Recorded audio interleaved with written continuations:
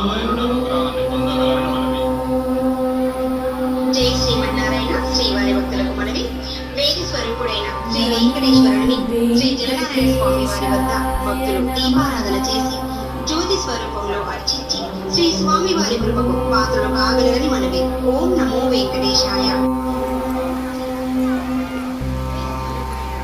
నమో వెంకటేశాయ నమః.